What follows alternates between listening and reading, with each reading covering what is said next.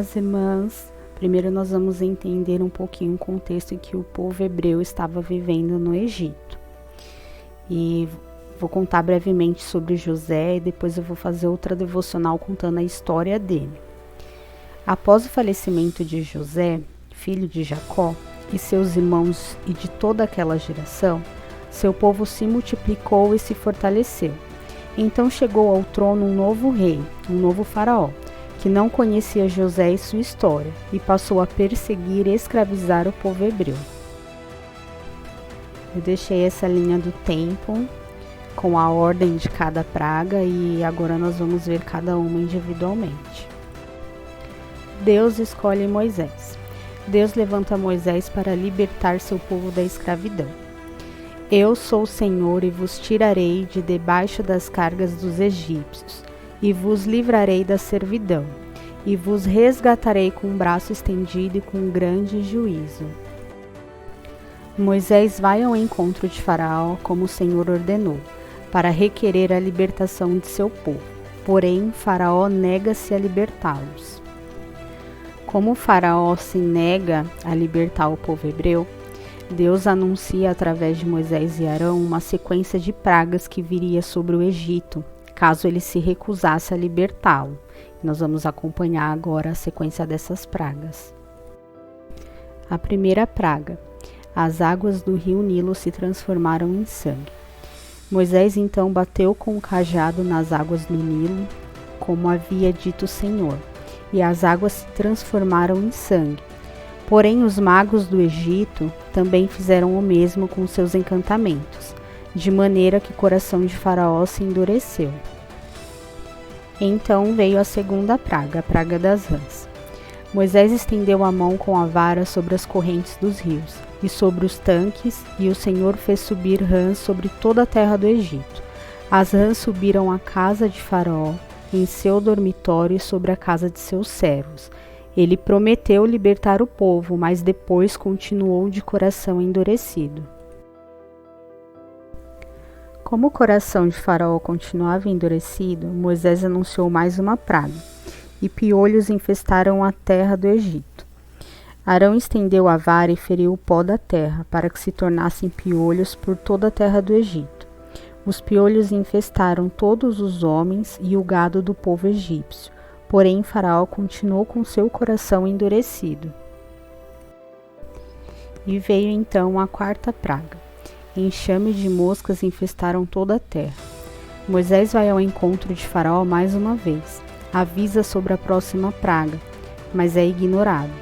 Então o Senhor fez vir grandes enxames de mosca à casa de Faraó, e às casas dos seus servos, e sobre toda a terra do Egito, e a terra foi corrompida desses enxames. Os rebanhos foram atingidos por uma peste. Moisés avisa Faraó mais uma vez sobre a praga, desta vez com um dia de antecedência, mas Faraó não o escuta. Na manhã seguinte, todo o gado dos egípcios morreu, porém o gado dos filhos de Israel não morreram, e Faraó continuou com seu coração endurecido. Úlceras infectaram os egípcios.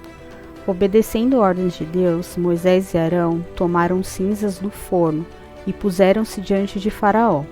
E Moisés jogou para o céu toda a cinza que estava em suas mãos, e toda a cinza virou sarna, que abriu úlceras nos homens e no gado. Nem os magos de Faraó conseguiram escapar dessa vez. Todo o povo egípcio estava tomado de úlceras pelo corpo. A chuva de pedras.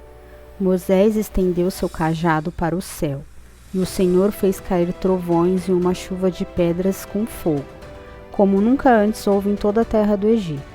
E a chuva feriu tudo o que havia nos campos, desde homens, animais e todo tipo de ervas e árvores. Somente na terra de Gósen, onde estavam os filhos de Israel, não choveu saraiva. Moisés e Arão vão ao encontro de Faraó mais uma vez para tentar negociar. Assim foram Moisés e Arão a Faraó, e disseram-lhe: Assim diz o Senhor Deus dos Hebreus: Até quando recusarás humilhar-te diante de mim? Deixa ir o meu povo para que me sirva.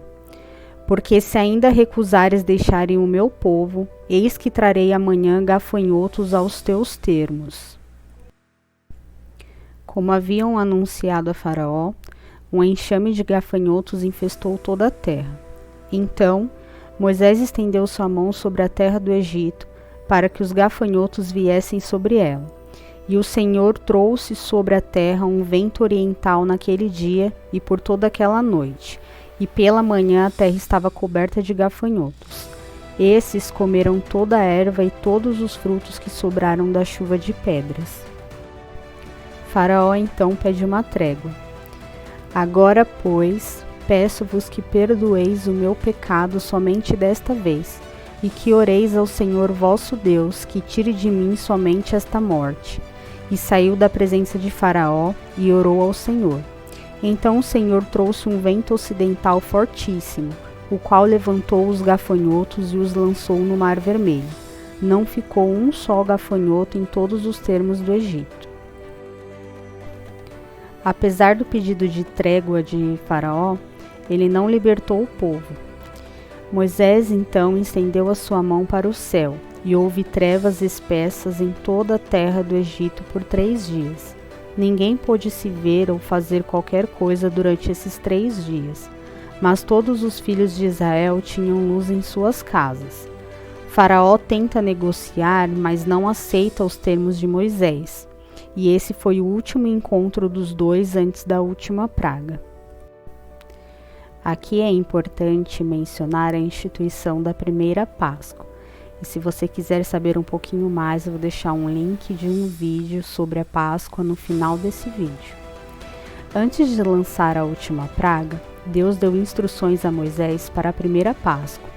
Este importante culto deveria ser lembrado e representado pelo seu povo, como lembrança de sua libertação do Egito. Este é o sacrifício da Páscoa ao Senhor, que passou as casas dos filhos de Israel no Egito, quando feriu aos egípcios e livrou as nossas casas. Então o povo inclinou-se e adorou.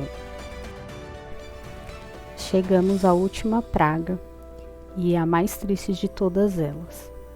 Os primogênitos de todas as famílias egípcias morreram.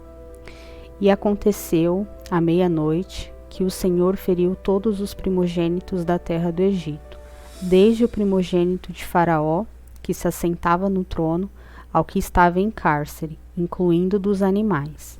E houve um grande clamor no Egito, porque não havia casa em que não houvesse um morto. E Faraó finalmente despede o povo hebreu. Após o luto da última praga, Faraó se arrepende de ter libertado o povo, e seu coração se endurece novamente. E ele convoca seu exército para ir ao deserto perseguir Moisés.